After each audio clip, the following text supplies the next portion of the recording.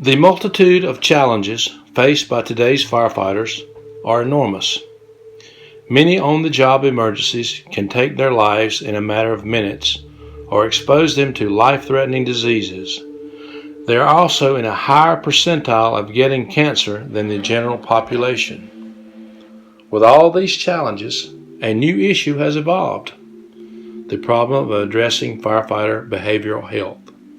Firefighters and all first responders witness death, destruction, lifeless bodies of children, mangled remains of automobile accidents, suicides, and charred bodies. Sometimes the aftermath of witnessing these tragic events can lead to depression, alcoholism, drug addiction, and even suicide.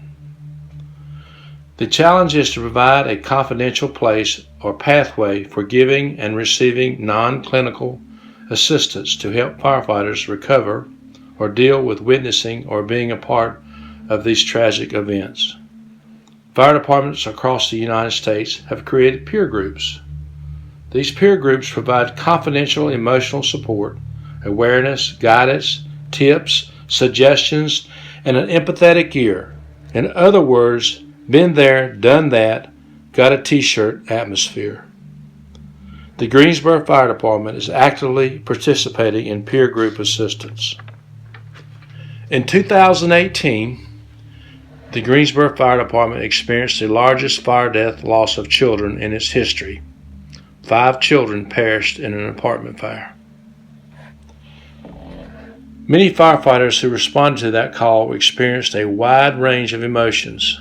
Firefighters carry the memory of these types of tragedies to their graves.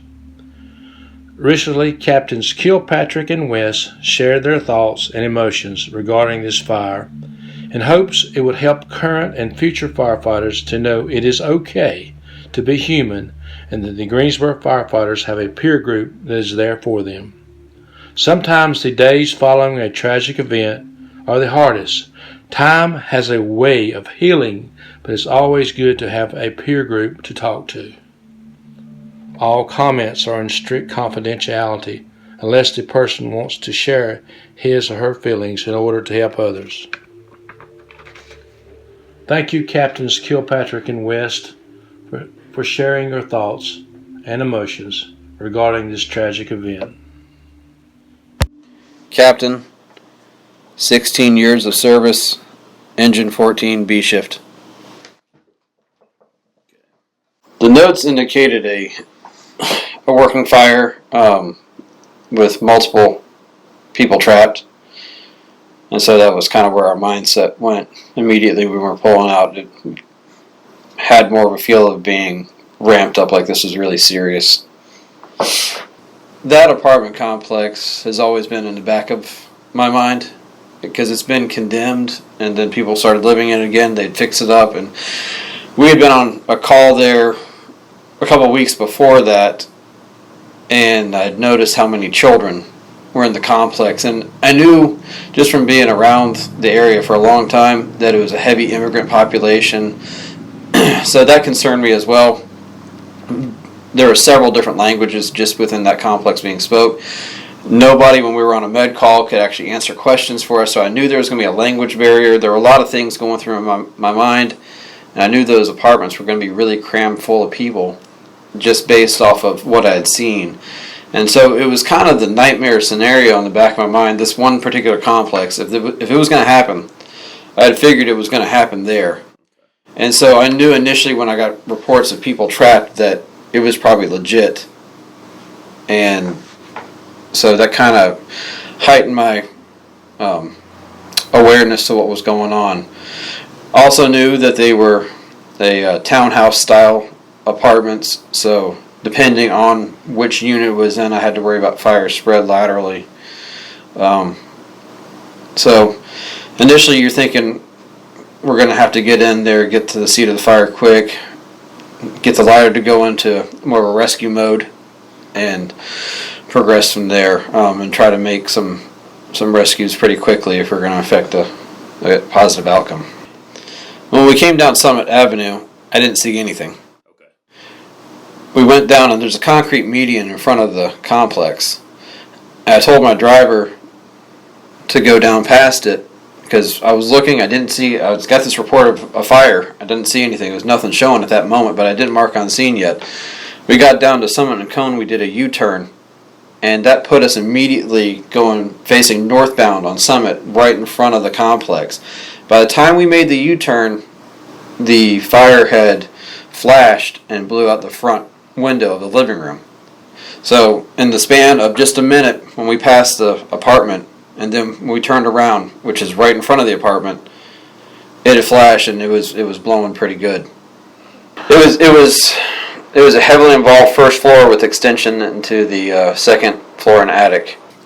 Well, I knew we weren't going to be able to make entry until we got water on it. And VES kind of went out the window too because of where the fire was coming out of the townhouse. We couldn't throw portable ladders just for the heavy fire volume coming out the front. So I knew the initial tactic had to be to get water on the first floor as fast as possible. Okay. It was completely business, serious. I think I gave the order to pull a cross lay, and I assumed command. I sized up. I initially gave the order for the ladder to go into rescue. I indicated that on the TAC channel, and the mood was really set too by the family member. The father was outside the apartment screaming, and once we heard that pretty much confirmed what we had feared, that there were children inside. Because even if a language barrier, you can't describe the anguish. Yeah. That sound, there's no mistaking it. Yeah. We made a hard push inside, and from the best of what we can tell, just timing stuff out and talking, going through everything, we got an initial knockdown on the first floor with fire throughout within about a minute. Good deal. We came in. The trouble we had, we were looking for the stairs. We couldn't find the stairs. Okay. When you went into the apartment, the front door opened into the staircase, so it blocked the stairs. The ladder came in, and they were Johnny on the spot. They were able to identify it while we were finishing mopping up the fire on the first floor. They were going upstairs within a minute. And then that's when we started finding victims. When the first victim was found, I think it was firefighter Mathai. He went upstairs and he found the first one. And it's kind of jumbled, honestly. But I know at one point he passed one off to firefighter Carlin, who took one outside. Firefighter Eastridge was upstairs and identified the bathroom, which had one child right outside of it, and there was another one in the bathtub that we didn't know about at the time, and he found that one as well. We progressed up the stairs with the hose line to give him cover, and I met up with Captain West. I left the hose line in place on the stairwell. There wasn't any fire on the second floor when we got up there. It was all above our heads, running through the attic. I broke off and started doing a primary search on one of the bedrooms, and they had found another victim, and we were radioing, we have another victim coming out, I ended up going into what I found out later was the C division bedroom, and I found a victim on the bed, and I visually saw Captain West across from me, and I said, "Hey, I've got one," and I handed her off to him, and he took her out. And at that point, once all the victims had been removed, we were able to start accessing the attic, and we did. Fire blew back down on us, and we grabbed the hose line off the stairs, and I started putting water on this fireball that came out of the attic on us. Engine 1 was in the townhouse next to us, attacking the fire in the attic and that, because it had a lateral spread to it. It surprised me how many. It just was like another one, and I kept radioing. We've got another victim. We got another victim. And honestly, I didn't know what was going on outside. I was really clueless to what command was doing. That they had pulled a second alarm and everything else. And it wasn't until I got outside and I made sure my crew was out. I exited with a par. I got outside, and it was the weirdest fire scene I've ever been on. Because when I exited, the entire scene was quiet. It was just dead quiet. And it looked like a mass casualty field. And all I saw were people I knew and companies I knew. And they were working these kids. And I was almost in a daze. And I looked around, and you just know when somebody's working and they're doing the best they can. But it just didn't. It didn't look like there was a whole lot of hope.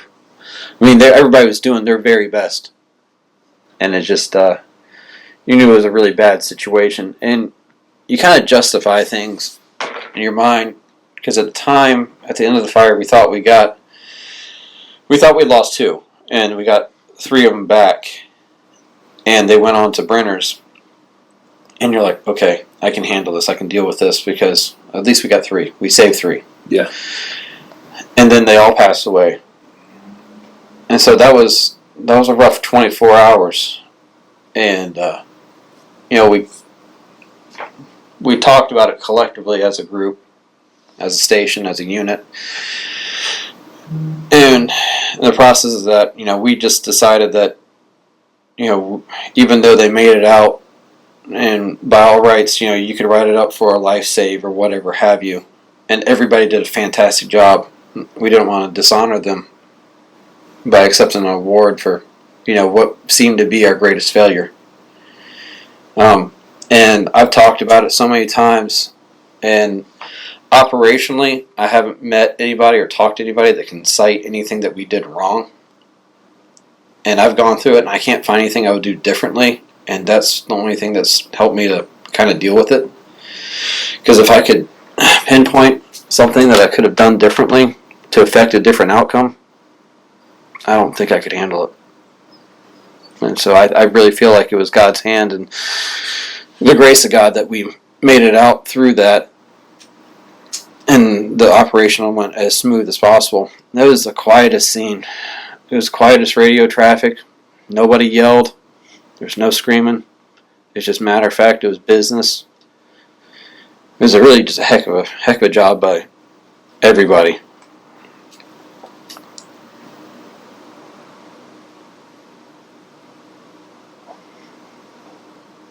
And it didn't hit me. It was hard.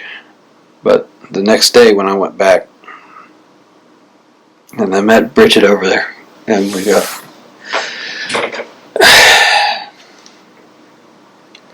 And I went back upstairs to try to piece it all together. And I started seeing the same toys.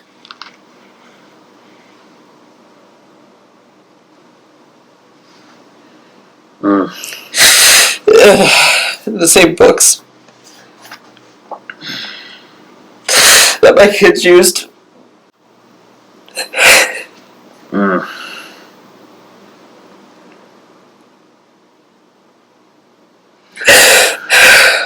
But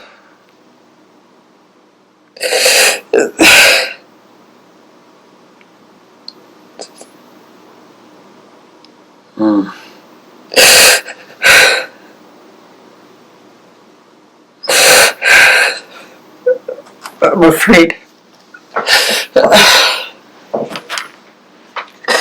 I'm afraid that part of me died that day too. And the job's never been the same since.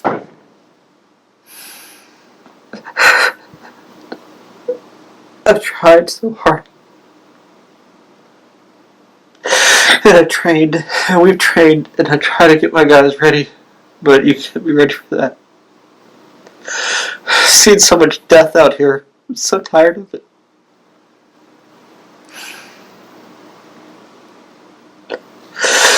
But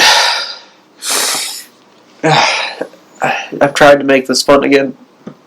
I love this job so much. And it's given so much to me in the past 23 years. I want to feel good about it again. I don't know. I just feel profoundly changed. And I don't like the change. I could have gone my entire career without doing that. I would have been fine with it.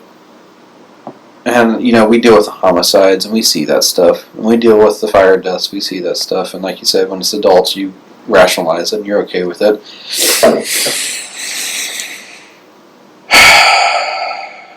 But there's no way to rationalize that.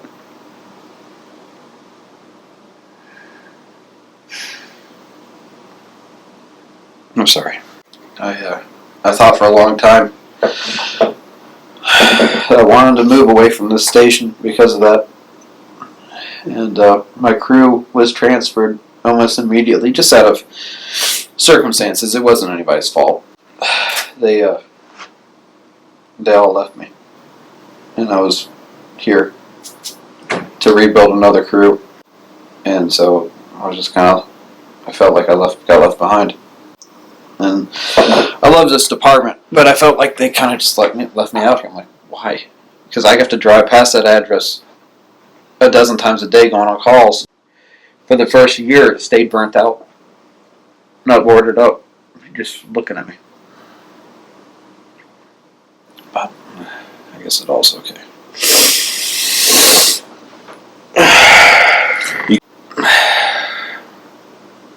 I know some people have been to therapy for it. And I know some people, like myself, we've all had a hard time with it. There were a lot of people on that call. Part of me doesn't want to forget, though. Because I feel like, in my own way, I feel like it would be dishonoring them. I don't want to, as bad as it sounds, I don't want to not feel what I feel. I don't want to forget. Not that I don't blame myself at all, because I didn't start the fire, and I'm not blaming the circumstances or the relatives behind it or anything else. It's just an unfortunate series of events. But at the same time, I don't want to become just numb to it either. I want to actually still feel the emotions of it and realize that it's a very specific point in my career that something major happened. And maybe use it to try to get better and be better at the job.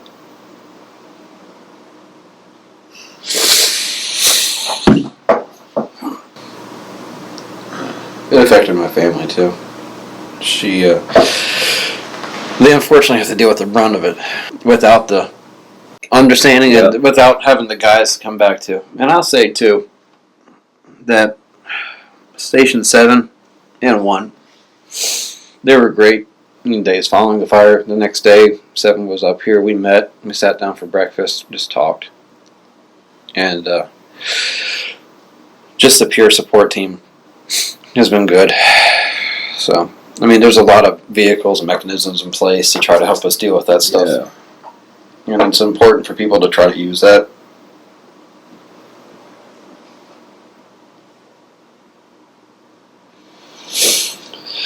And we've had some fires since then and got back into it, and it's been fun again. I mean, we had a fire almost like the next week and went out there, and it was just like, we did it. It just wasn't fun. It's starting to get better.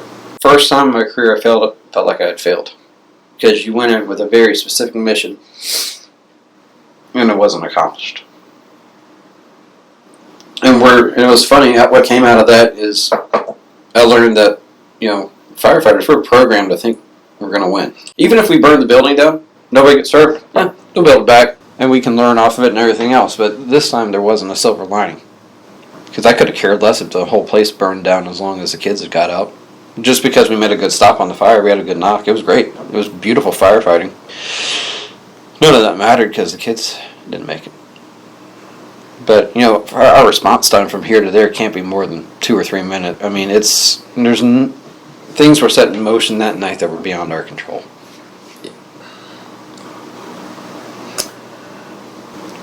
Sorry, I got a little emotional. I guess it's just something you're gonna just have to carry with you, and I hope you never see again. I was looking at my glove through the smoke. I have my thermal imager in my hand, and I reach down and I feel something. And when we go through training, and you're used to feeling like a baby doll's head. Yeah. Like when you're searching in training. I reached down and I felt this, and I thought it was a doll's head. But it was actually ended up being Hope's head, little girl, the oldest one. And I felt her hair. And it took me just a split second to really become cognitive of what am I feeling? Am I feeling a doll? Because I was initially like, whoa, yeah, this is not a doll. You feel the rest of the body, and like, wow. And that's the most vivid thing, is the moment I found her. And then coming outside, and it just being dead quiet. I mean, nobody. All you could hear was the trucks running. Just the idling of the pump. Everybody was working. Nobody was talking. The yard of the complex was completely covered in fire and EMS personnel working patients. Never seen anything like it. My name is Charles West Jr. I'm the captain on ladder 14. I've been on 22 years. October. I've been a captain. Will have been 10 years in July.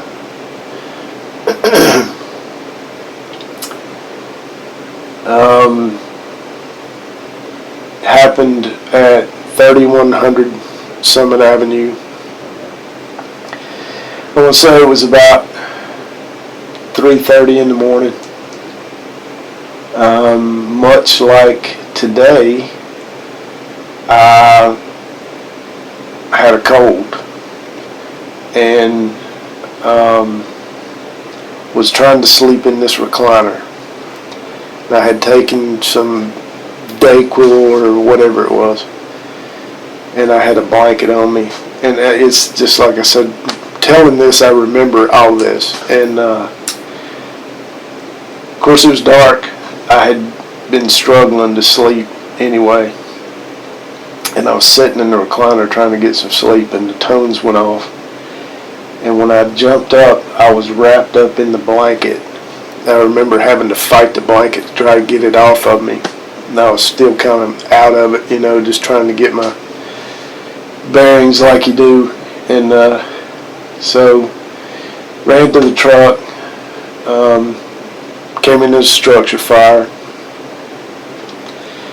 got on the truck, and of course, like you do, you're trying to get everything on, and up front, of course, you're trying to read the notes, and you're trying to listen to the dispatch information, and trying to get all your crap on, and trying to let the guys know what the TAC channel is, and all that kind of stuff. And especially, like how it is, if it's a really close address, things get ramped up even more, because you're going to get there before you're ready. Yeah. You're going to get there before you got your gear on and all of that. So came in as the 3100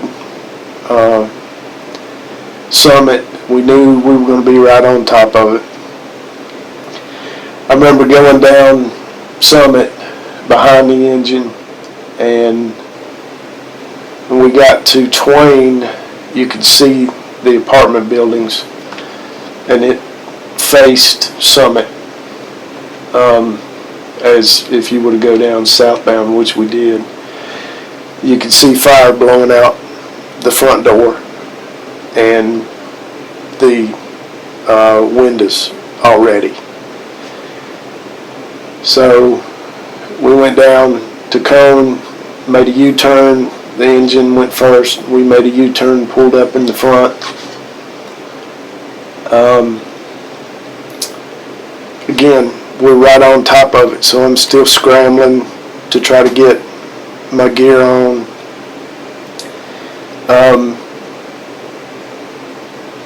The good thing about the guys, and not all of the guys that were on the truck were my guys at the time, all but one. But the other guy was a really on the ball, motivated, knows his stuff. Even though he's a new guy, he's really good. And we had talked about tactics and strategies and those kind of things. And in this particular situation, with reports of kids still in the apartment, the initial thought and what the direction we were going was that we were going to need the VES.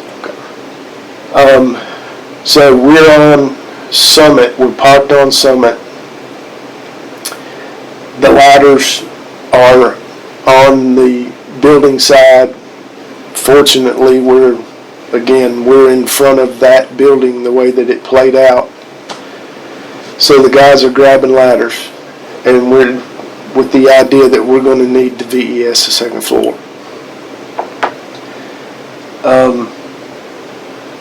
I'm still trying to get my stuff on, get the tick,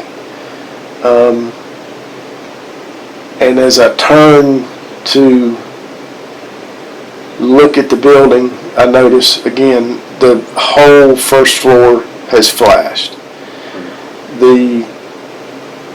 There's nothing but fire coming out the front door and the two windows on the first floor, which is the only openings on the first floor of the apartment building. It's 2-story.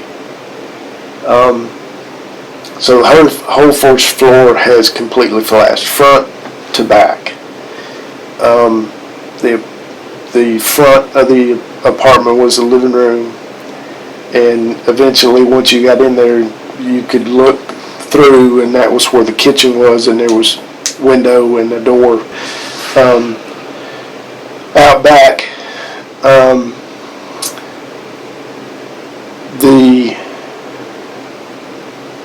It turned out to be the father was rolling around in the front yard screaming, just screaming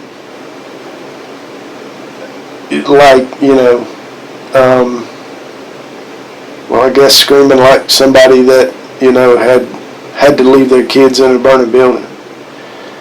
And so you're trying, I want to say somebody tried to get some information, at least initially, whoever got up there first, who was in there, how many or where, or something to that effect. But the guy was he was a basket case. There was no communicating. I remember as I started to get up, I think one of the guys tried to get some info from him, and it was just, the guy was just basically was hysterical.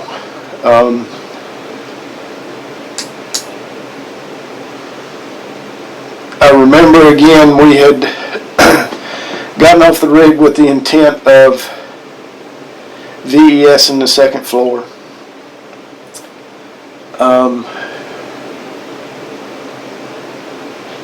But there was fire blowing out, like I said, the entirety of the front door, pretty much top to bottom, and the two front windows were blowing fire.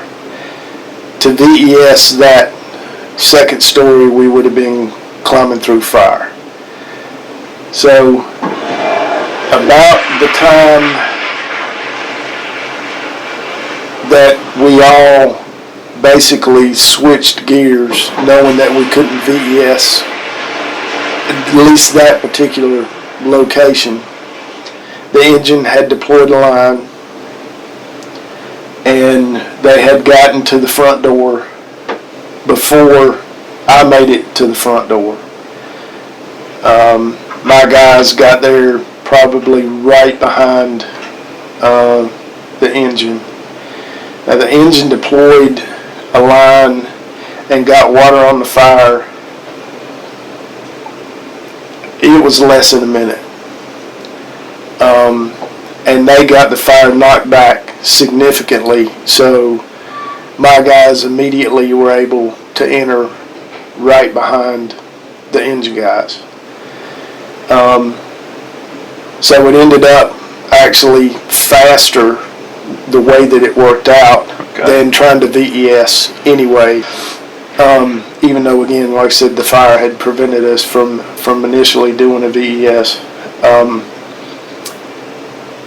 I remember getting to the front step, and Captain from Engine 1 was with me.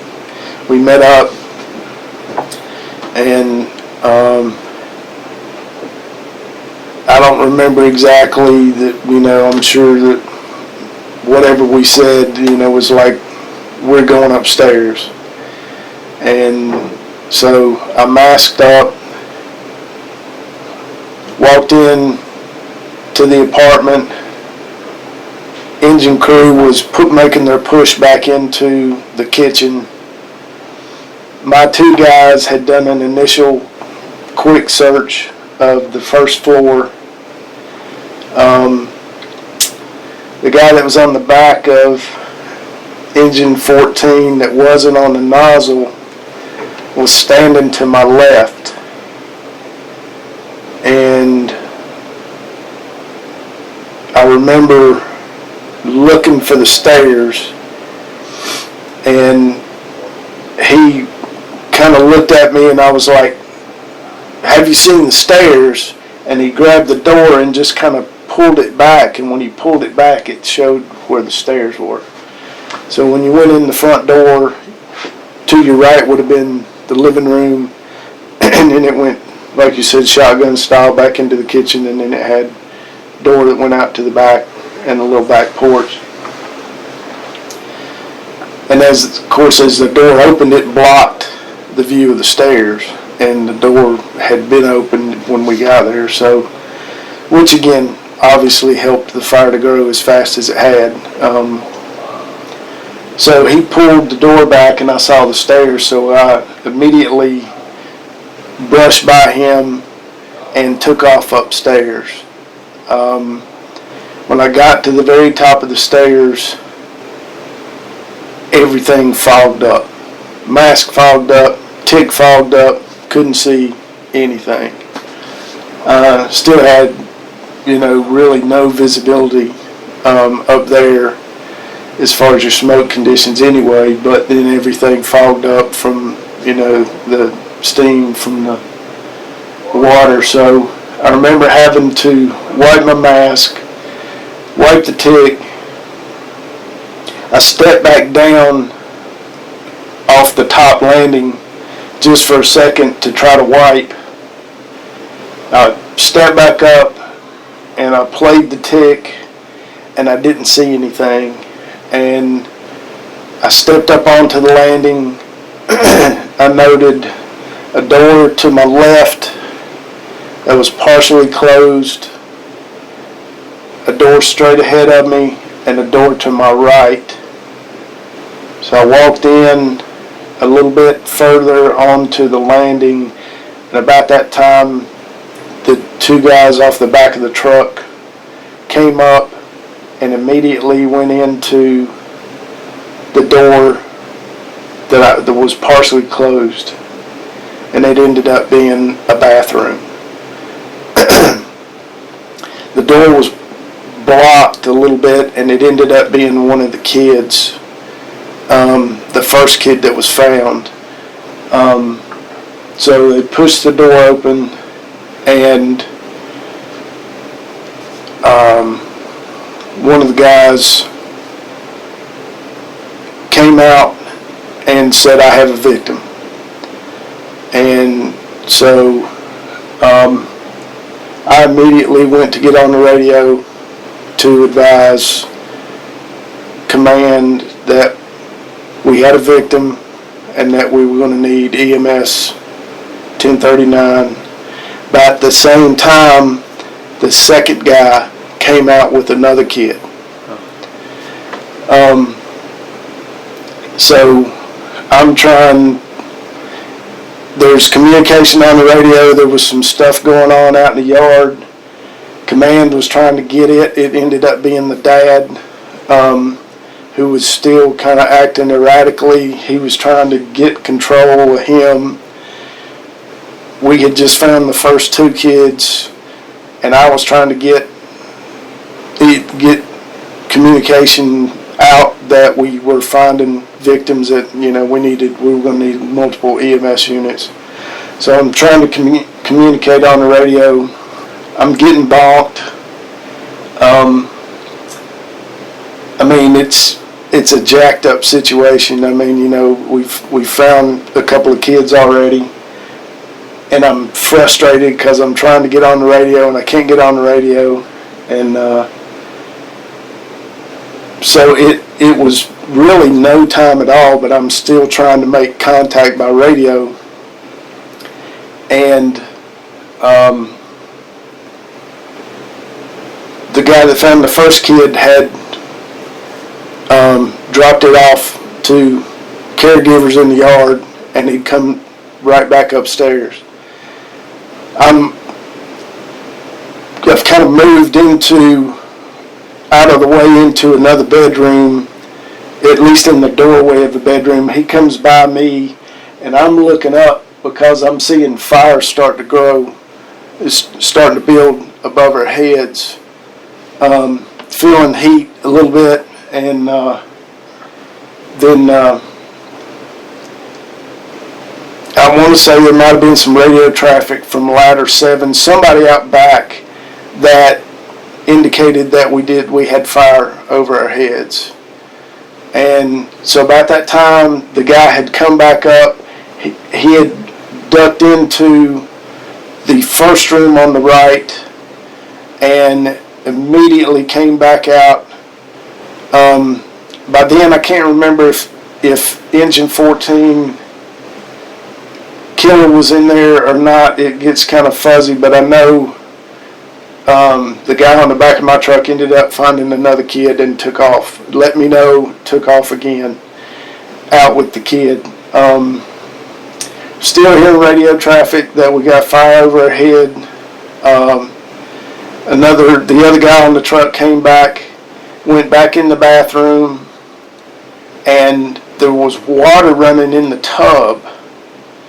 And so he swept the tub, and it was full of clothes, and stuff.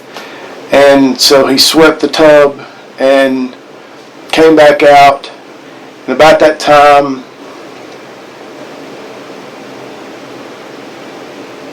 I remember Killer had come back up. At least I remember him being there then, and we had moved our way into that next bedroom, and there was a blanket hanging. It was odd. It was just odd position, but it was like they had separated the room with a blanket, but they had separated it across the bed. It almost seemed like, so that maybe two kids, one could sleep on each side of the blanket, sort of. And I remember jerking the blanket down, and when I did, as I was jerking the blanket down, Killer said, "There's another kid," and she was laying on the bed. And so I grabbed her and picked her up and took off out through the hallway. And I remember somebody was kind of in the way, and so I was like telling them to move.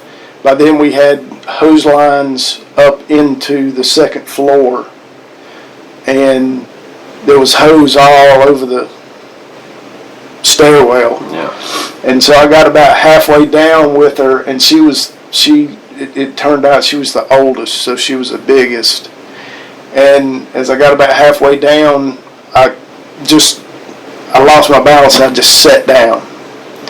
And I still had her in my arms, and I remember my guy grabbing hold of the back of my air pack and just picking me up, helping lift me up and walk down. And as I got down to the bottom of the steps, the spaghetti of the hose was all there again, and I got right to the front door, and I tripped again, and as I tripped, I went on my knees this time, but one of the guys from outside that was coming back toward the apartment came right up to the door, and as he came up to the door, I just handed him the girl, and like I said, never even made it outside. But by then, my other guy had gone back in to check the bathroom again, and when he went back in, he swept that tub again, and he found another kid in the tub. And so again, at some point, I want to say, at some point, we'd gotten all the kids out, and we were still getting reports of fire above our heads, so we had called for an attic ladder.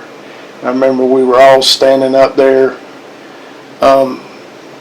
my guys and at least one or two of the engine guys, and still trying to search. We thought we had gotten all the kids, but we were still kind of searching, but in the meantime trying to figure out how much fire we had over our head.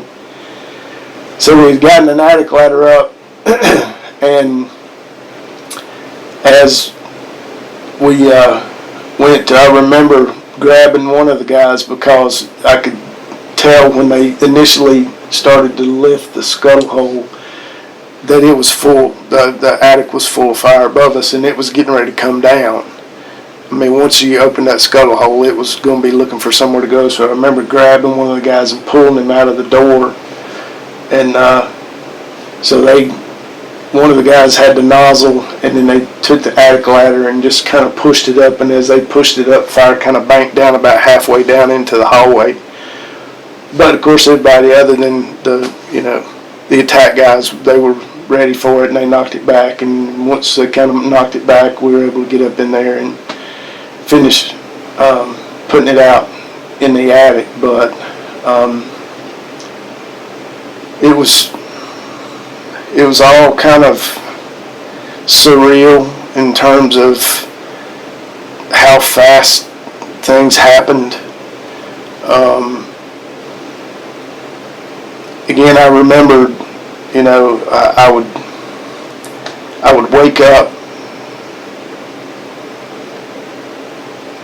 routinely on that landing where I'd had to wipe my mask and wipe the tick and step back, and I would wake up there most of the time, and I think that's where it was always like, because I don't know what the time frame was. I know you don't know what the time frame was of when the fire started, how long it had been burning. Obviously it's burning long enough for the entire first floor to flash. But you don't know how long they were in that concentration of toxins. You think we got there fast. We're not far. We're not far at all. We got there fast. The engine company, we know, knocked that fire back to where we could get in there to start searching within a minute. And as soon as basically I got to the top step and moved in onto the top landing, the guys were up there and they were starting to pull kids out. So you're still kind of in combat mode. trying to make sure, get secondaries done and make sure that there's no more kids, and make sure that the fire's out, it hadn't spread to the other units and all that kind of stuff, and just, get the job done, basically. And after you come out and just have a minute to breathe, it kind of hits you what just happened, within that short time span. And it's kind of like, did that really happen kind of thing, because, you just went through it, and your adrenaline's still pumping, and the sting's still active and everything else. But I think, of course, everybody knew that, it was a significant situation. But we thought we had done what we needed to do, and it turned out 3 of the kids made it to Brenner's alive, and 2, I think they might have DC'd on the scene. But we were still. We heard that morning. Of course, we were there most all the night. And when we got back here in the morning, relocations that were here, because we didn't even know at the time, told us that they had sent 3 to Brenner's. And so we were pretty, hopeful at that point, that we had given at least 3 of the 5 the fighting chance. And I want to say it was 2 days later, they ended up letting us know that none of them ended up surviving it. So it was a pretty big, letdown for us, I think.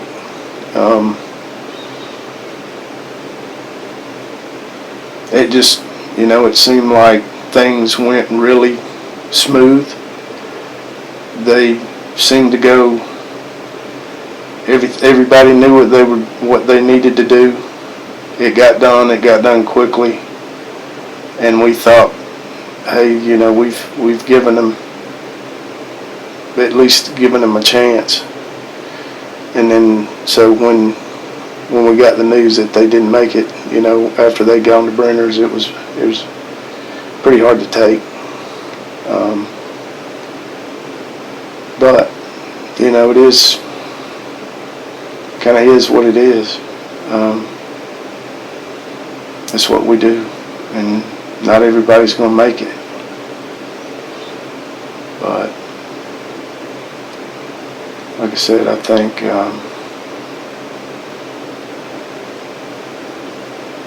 that one got to a lot of guys for a while, me included.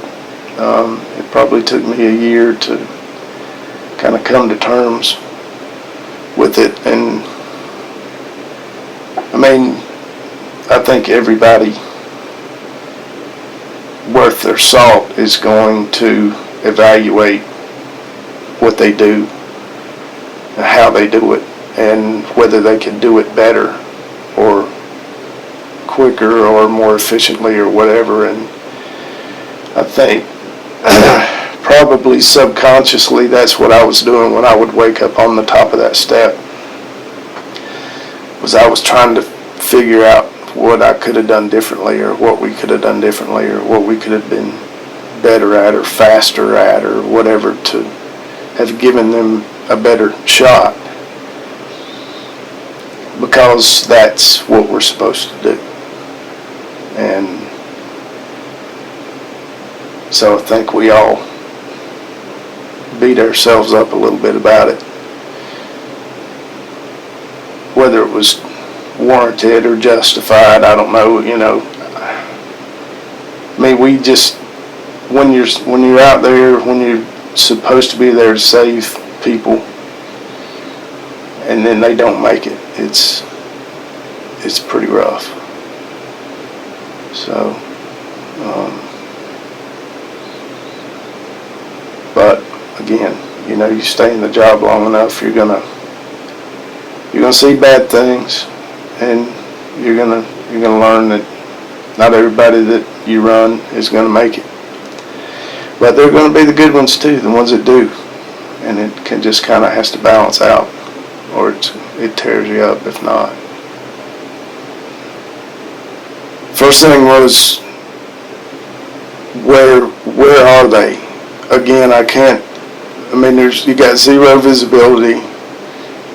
The mask fogs up, the tick fogs up, and at that point, that's why I back down real quick to try to wipe everything to see if I can play the tick and just get some idea if I can see any of them with the tick at that point. And I can't. The tick's just basically useless. So at that point, I've walked in and I'm feeling is where I noticed that I've got this door on my left. I'm trying to get my bearings. I'm on the top level. I'm trying to get my bearings, door, and about that time I get kind of bumped into, and it's the other guys behind me, and they come in and they just start spreading out. And so again, at that point, they're searching. I'm trying to assess kind of what else is going on, what are the conditions,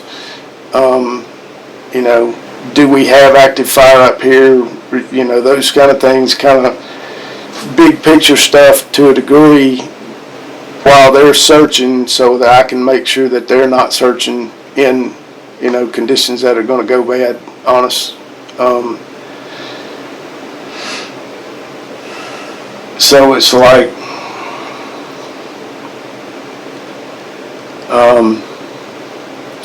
at one point, again, this was like, they came up, they kind of bumped me, I kind of took a step back into, they were in the bathroom, and no sooner than they got the door pushed open, they had kids. So at that point again, then I'm trying to get on the radio and, try to let command know what's going on. We're pulling kids out, we need EMS, that kind of stuff. And again, with the other radio traffic, which, I kept getting bonked. By the time I was able to try to get something out, the other guy was already back from dropping off the kid and is continuing the search.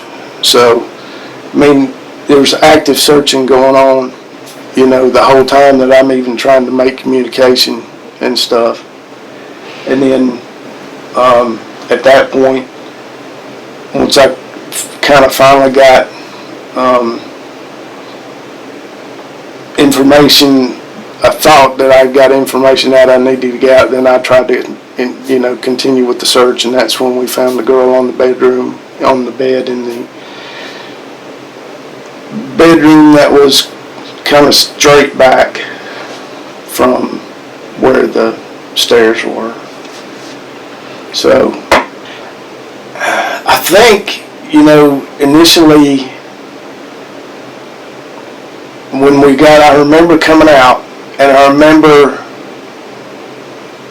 it was kind of odd because it's like everybody that was out in the yard kind of turned to look at us.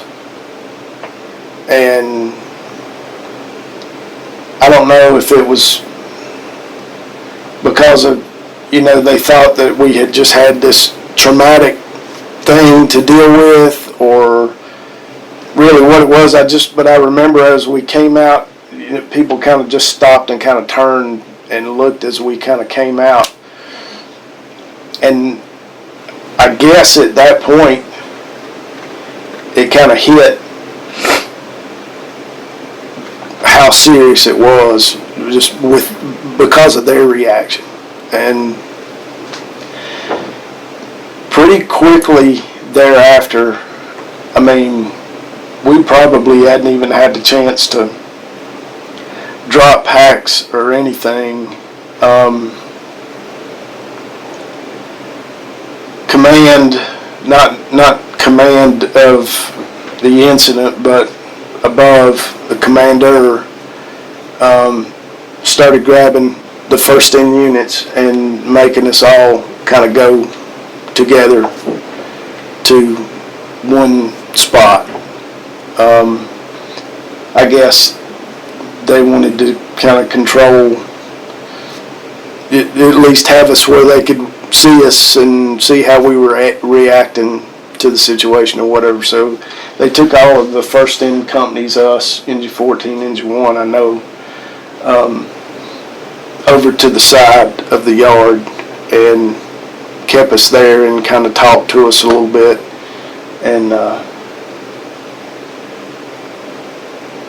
told us that basically we were done with the scene,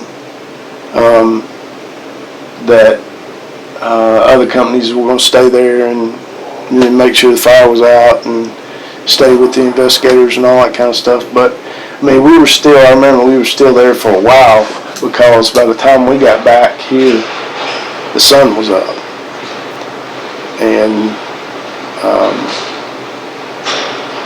I want to say Engine 5 was here.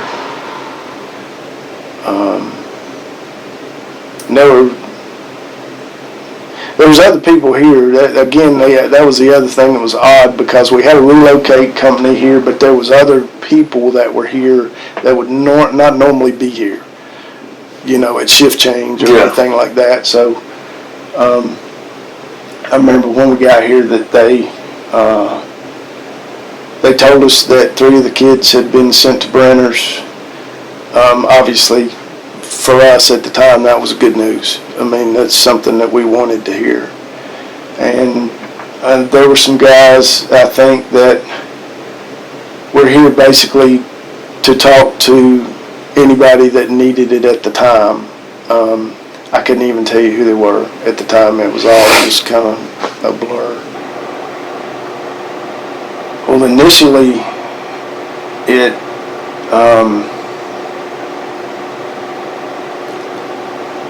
when we got the news that the kids didn't make it, it was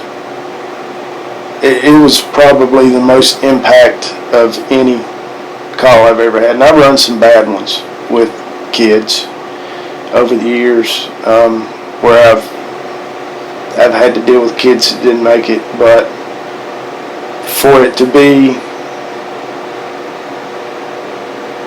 5 kids, it took a long time to not feel like you failed them. And that's the way I felt for a long time, was that we didn't do what we were supposed to do. We didn't save them. Of course, if you look at the way it played out, and the fact that 3 of them were sent to Brenner's alive with a chance, some people would say they did. We did give them that chance. Okay, the thing is I take what we do, and I've always taken what we do really seriously. I think we need to be very good at what we do for that reason. It's not an 8 to 5 job where you sit at a cubicle, and the fact that you don't know your job, or you don't know your job well, or you can't do your job well, or whatever it is, doesn't have a life or death outcome, where this job does. If you don't do your job correctly, if you don't do it well, if you don't do it efficiently, and if you don't do it with purpose. And that's probably what I thought bothered me more than anything, because that's the way I've always thought about us, is we do it with purpose. We do it with the mindset of, we're going to be good at what we do. And even though that's the way we approach things, and I felt like we approached things, and I felt like how we responded and acted on this call, it didn't change it. It's still, no matter how good we were or weren't, which I thought it was pretty damn good, it still didn't save the kids. And so that's the thing that probably bothered me the longest. And I think that's why I probably would wake up on that top step multiple times throughout the year and just, I guess be thinking how it could have gone any differently.